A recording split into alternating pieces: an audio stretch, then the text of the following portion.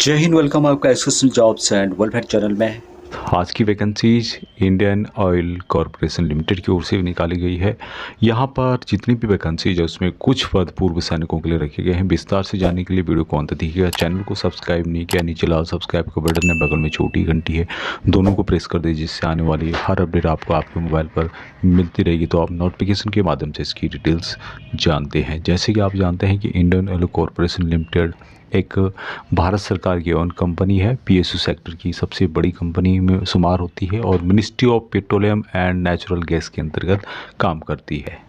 दो टाइप की वैकेंसीज यहाँ पे है, जूनियर ऑपरेटर और जूनियर अटेंडेंट की। पहले बात करेंगे हम लोग जूनियर ऑपरेटर की। सैलरी यहाँ पर 23,000 से लेके 78,000 रुपये यहाँ पर दिया जाता है। उसके अलावा जो भी डीएनएस अलाउंस होता है, house rent allowance, house accommodation और medical reimbursement, leave travel, concession वगैरह जो भी बेनिफिट्स गवर्नमेंट ऑफ इंडिया की तरफ से दिए जाते हैं वो यहाँ पर आपको दे जाएंगे। हालांकि यहाँ पर प्रोटेक्शन ऑफ पे नहीं दिया जाता है, जिसमें कि एक्सेसमेंट भी यहाँ पर शामिल है। इन्होंने इस बात को यहाँ पर क्लियरली मेंशन किया हुआ है। जूनियर ऑपरेटर ग्रेड 1 की वैकेंसीज में पहली वैकेंसीज यहाँ पे लद्दाख के अंतर्गत है, एक वैकेंसीज है। उसके अलावा पंजाब में 2 वैकेंसीज है अनरिजर्व कैटेगरी के लिए। राजस्थान के अंतर्गत 1 वैकेंसीज मिलेगी अनरिजर्व कैटेगरी के लिए। उत्तर प्रदेश के अंतर्गत अनरिजर्व में 4 वैकेंसीज है। ईडब्ल्यूएस में 1 वैकेंसीज है। एससी में 2 वैकेंसीज है और ओबीसी नॉन क्रीमी लेयर में 3 वैकेंसीज आपको मिलेगी। उत्तराखंड के अंतर्गत 2 वैकेंसीज है। आगे बात करें यहाँ पे आसाम में, तो आसाम में 1 वैकेंसीज आपको देखने को मिलेगी। बिहार के अंतर्गत 2 वैकेंसीज है, जिसमें कि रिजर्व के लिए 1 वैकेंसीज है।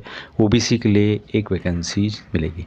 नागालैंड के अंतर्गत यहाँ पर 2 वैकेंसीज दी गई है, एक अनरिजर्व के लिए और एक है एससी कैटेगरी के लिए। अभी छत्तीसगढ़ में भी यहाँ पर आपको मिलेगी 2 वैकेंसीज, जिसमें एक अनरिजर्व के लिए है और दूसरी वैकेंसीज है एसटी कैटेगरी के लिए। उसके अलावा मध्य प्रदेश में यहाँ पर 2 वैकेंसीज अनरिजर्व के लिए है। एससी के लिए 1 वैकेंसीज है, एसटी के लिए 1 वैकेंसीज है, ओबीसी कैटेगरी के लिए 1 वैकेंसीज है। महाराष्ट्र में 3 वैकेंसीज अनरिजर्व के लिए है और 1 वैकेंसीज है ओबीसी कैटेगरी के लिए। आंध्र प्रदेश में 2 वैकेंसीज अनरिजर्व के लिए है, 1 वैकेंसी एससी कैटेगरी के लिए है और 1 वैकेंसीज है ओबीसी कैटेगरी के लिए।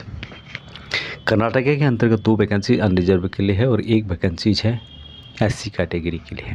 उसी तरह से तमिलनाडु में 1 वैकेंसीज आपको मिलेगी अनरिजर्व के लिए और 1 वैकेंसीज है ओबीसी कैटेगरी के लिए। नेक्स्ट वैकेंसीज है जूनियर अटेंडेंट ग्रेड 1 की और इसके लिए भी सैलरी 23,000 से 78,000 रुपये और साथ में जितने भी अदर अलाउंसेज हैं, चाहे डीए हो, चाहे हाउस रेंट हो या सीए हो या फिर एकोमोडेशन से रिलेटेड हो, वो सभी यहाँ पर दिए जाते हैं सैलरी के अलावा। और यहाँ पर जो वैकेंसीज जूनियर अटेंडेंट में दी गई है, ये सभी वैकेंसीज आपको मिलेगी कैटेगरी वालों के लिए, यानी पीडब्ल्यूडी कैटेगरी, फिजिकली जो हैंडीकैप है उनके लिए।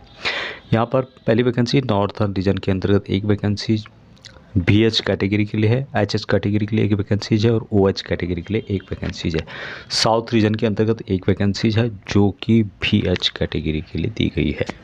इनके लिए एजुकेशन क्या क्वालिफिकेशन जो रखा गया है उसकी जानकारी यहाँ पर दी गई है। जूनियर ऑपरेटर ग्रेड 1 के लिए जो एजुकेशन क्वालिफिकेशन है मात्र मैट्रिक पास रखा गया है, साथ में 2 साल का आईटीआई आपके पास सर्टिफिकेट होना चाहिए और आईटीआई किस क्षेत्र में आपने किया होना चाहिए, जिसमें कि इलेक्ट्रॉनिक्स मैकेनिक या फिर instrumentation mechanic, instrument mechanic, chemical plant से related, electrician, mechanical fitter, mechanic cum operator electronics, communication system या फिर वायरमैन या फिर मैकेनिक्स, इंडस्ट्रियल इलेक्ट्रॉनिक्स या फिर इंफॉर्मेशन टेक्नोलॉजी।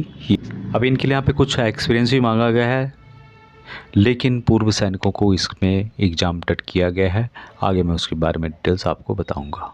दूसरी पोस्ट यहाँ पे है जूनियर अटेंडेंट ग्रेड 1 की और जिसके लिए एजुकेशन क्वालिफिकेशन हायर सेकेंडरी 10+2 रखा गया है विद मिनिमम ऑफ 40% मार्क के साथ। लेकिन पूर्व सैनिकों को यहाँ पे 40% मार्क की आवश्यकता नहीं है। वर्क का एक्सपीरियंस भी मांगा गया है, इसकी भी पूर्व सैनिकों की आवश्यकता नहीं है, आगे इस नोटिफिकेशन में मेंशन किया गया है। यहाँ पे इनके द्वारा मेंशन किया गया जिसमें बताया गया कि जो फुल टाइम कोर्स है वो यदि पूर्व सैनिक ने नहीं भी किया एक्सेसमैन ने, तो वो यहाँ पर अप्लाई कर सकते हैं। साथ में जो यहाँ पे मिनिमम परसेंटेज बताया गया 40%, वो भी आपके मार्क्स नहीं है तो भी आप इन वैकेंसीज़ के लिए अप्लाई कर सकते हैं। सिर्फ एक्सेसमैन को ही छूट यहाँ पर दी गई है। इनके मिनिमम एज यहाँ पे 18 से 26 साल रखी गई है। पूर्व सैनिकों को एज रिलैक्सेशन दिया जाएगा as per central government rule के अनुसार। जितनी भी आपकी एज है उसमें से जितनी आपने सर्विस की वो माइनस करने के बाद 3 साल आपको और मैनेज करना है और यहाँ कैलकुलेशन करने के बाद आपकी एज 26 साल से ज़्यादा नहीं आनी चाहिए।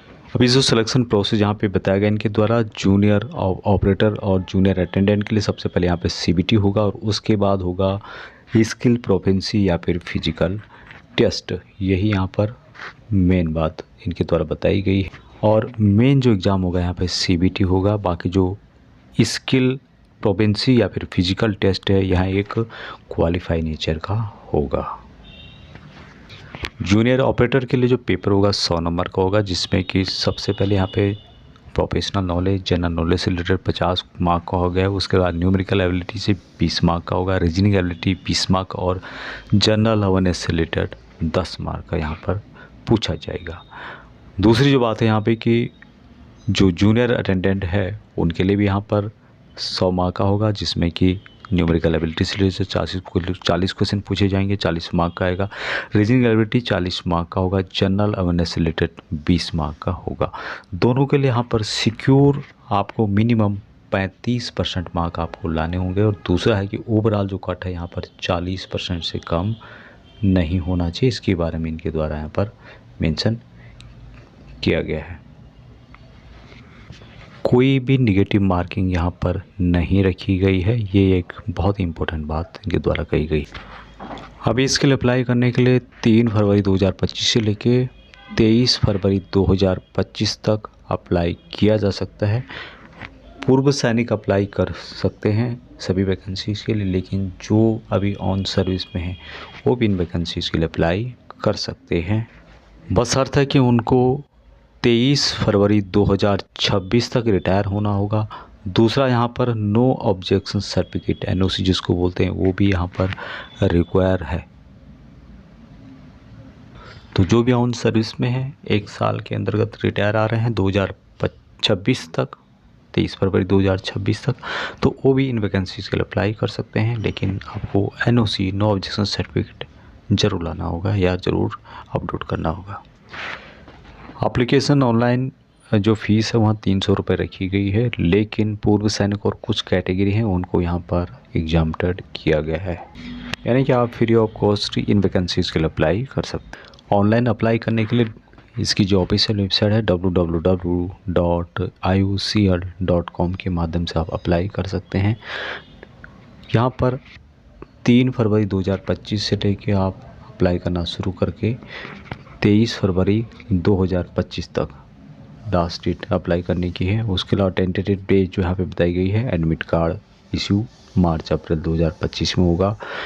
और यहाँ पर जो कंप्यूटर बेस्ड टेस्ट होगा अप्रैल 2025 में होगा। लाइकली शेड्यूल जो कि कंप्यूटर बेस्ड एग्जामिनेशन जो होगा उसका, या फिर जो शॉर्ट लिस्टेड होंगे जो स्किल टेस्ट में और जो फिजिकल यहाँ पे टेस्ट होगा उसका रिजल्ट जो है आपको अप्रैल या मई 2025 में देखने को मिलेगा, जो कि शेड्यूल्ड है। ज़्यादा जानकारी के लिए आप इसके नोटिफिकेशन को फॉलो कर सकते हैं, लिंक आपको वीडियो के डिस्क्रिप्शन में दिया गया है। अभी तक इतना ही। जानकारी अच्छी लगती है लाइक शेयर, चैनल को सब्सक्राइब नहीं किया सब्सक्राइब जरूर कर दीजिए। जय हिंद।